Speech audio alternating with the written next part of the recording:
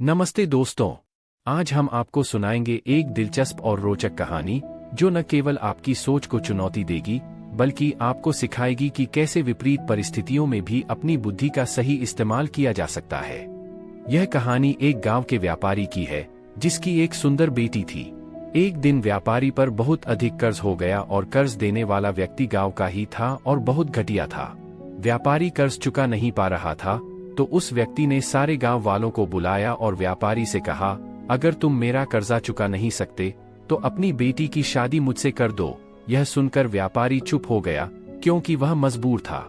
ये बातें व्यापारी की बेटी ने सुनी। कुछ समय बाद उस आदमी ने गांव वालों और व्यापारी से कहा, मैं एक थैली में एक सफेद और एक काला पत्थर डालूंगा। तुम्हारी बेटी को थैली से एक पत्थर निकालना होगा। अगर सफेद पत्थर निकला तो मैं कर्ज भी माफ कर दूंगा और शादी भी नहीं करूंगा, लेकिन अगर काला पत्थर निकला तो कर्ज माफ कर दूंगा लेकिन शादी करनी पड़ेगी। व्यापारी की बेटी ने देखा कि थैली में दोनों पत्थर काले थे। वह चिंता में पड़ गई कि चाहे कोई भी पत्थर निकले कर्ज माफ होगा लेकिन उसे शादी करनी पड़ेगी। यदि उसने गांव वालों को सच बता दिया कि दोनों पत्थर काले हैं तो कर्ज भी माफ नहीं होगा और व्यक्ति बदला भी ले सकता है। जब उसे थैली से पत्थर निकालने को कहा गया तो उसने पत्थर को बिना दिखाए जमीन पर गिरा दिया। पत्थर गिरकर दूसरे पत्थरों में मिल गया। लड़की ने सबको कहा, अब यह कैसे पता चलेगा कि मैंने कौन सा पत्थर निकाला? उसने सुझाव दिया कि थैली में जो दूसरा पत्थर है उसे देखो।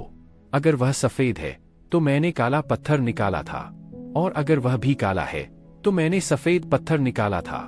जैसे थैली में केवल काले पत्थर थे, सबने मान लिया कि लड़की ने सफेद पत्थर निकाला। इस तरह व्यापारी का कर्ज माफ हो गया और उसकी बेटी को उस व्यक्ति से शादी भी नहीं करनी पड़ी।